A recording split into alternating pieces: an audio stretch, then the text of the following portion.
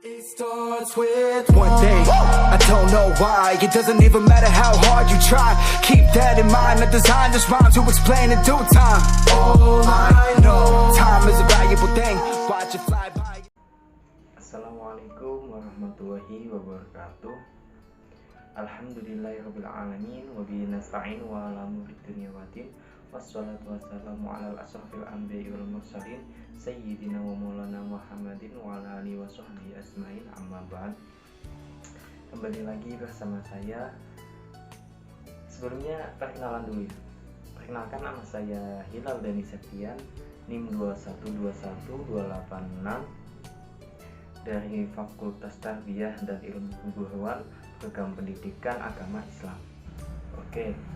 Dalam pembahasan kali ini, saya akan membahas tentang wabah bencana sosial di era globalisasi. Nanti kita bisa simak penjelasannya. Oke. Berikut kita akan membahas tentang bencana sosial. Apa itu bencana sosial? Nah, berikut ada beberapa pendapat. Yang pertama yaitu menurut Undang-Undang Nomor 24 Tahun 2007, bencana sosial itu merupakan peristiwa atau rangkaian peristiwa yang mengancam dan mengganggu kehidupan dan penghidupan masyarakat yang disebabkan oleh faktor alam maupun non-alam atau manusia sendiri. Yang kedua yaitu menurut Kamus Besar Bahasa Indonesia atau KBBI.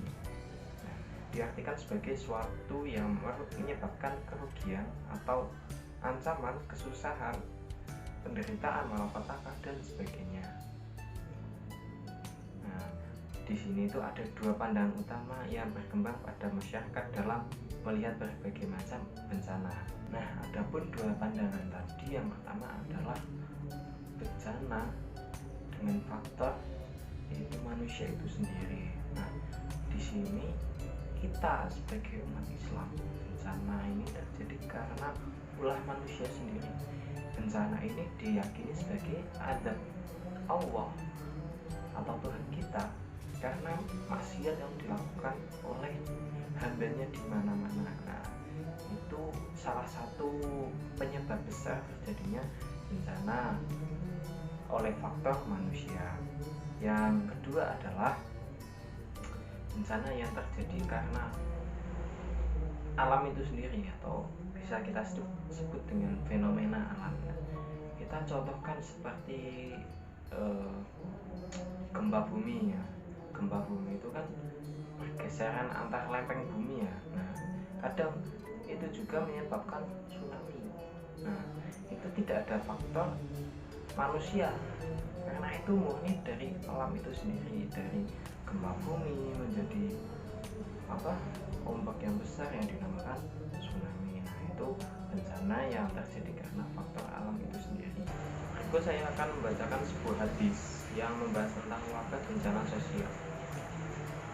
Bismillahirrahmanirrahim. Dari Abdullah bin Umar radhiyallahu an, dia berkata, Rasulullah yang semoga diridhoi dan diberkati oleh Allah dan memberinya kedamaian datang kepada kami dan berkata, wahai sahabat muhajirin, 5 perkara jika Anda diuji dengan 5 perkara tadi, aku berlindung kepada Allah dan kamu akan mendapati mereka.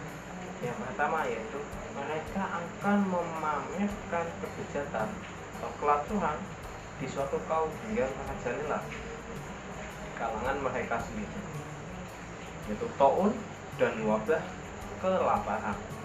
Yang kedua, mereka tidak akan mengurangi takaran dan timbangan kecuali mendapati taun dan kerasnya penghidupan, juga kezaliman penguasa atas mereka. Yang ketiga, mereka tidak akan mencegah zakat harta mereka kecuali menghalangi tetesan air hujan dari langit. Kalaulah tidak karena hewan pelihara, jika tidak karena hewan peliharaan, tidaklah turun air hujan. Dan yang keempat,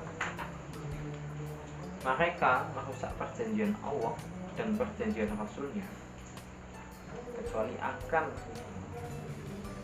kekuasaan pada mereka musuh dari yang lainnya, lalu saling mengambil satu dengan yang lain dari barang hak milik mereka. Yang kelima, tidaklah para pemimpin mengatur dengan panduan dari kitab Allah dan mengambil jalan yang terbaik dari apa yang telah diturunkan Allah, yaitu Al-Quran, kecuali Allah akan jadikan kerusakan di antara mereka. Maksudnya,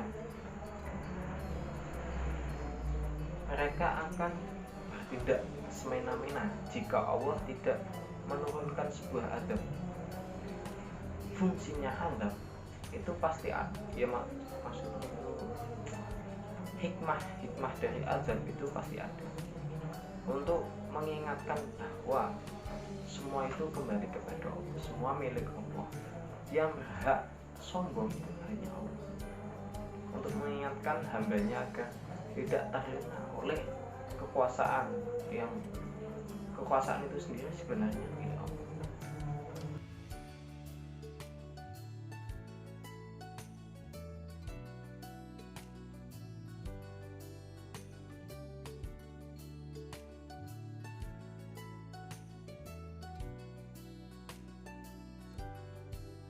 Adapun kata mutiara dari saya yang saya kutip dari sebuah kata-kata terkenal, yakni yang berbunyi, buku adalah jendela dunia. Jika buku adalah jendela dunia, maka membaca adalah kunci dari jendela, bahkan beribu-ribu jendela dunia. Dengan membaca, kamu dapat memiliki beribu-ribu jendela dan beribu-ribu pemandangan. Mungkin itu saja yang dapat saya sampaikan. Kurang lebihnya mohon maaf. Wallahul muwaffiq ila aqwamit thoriq. Wassalamualaikum warahmatullahi wabarakatuh.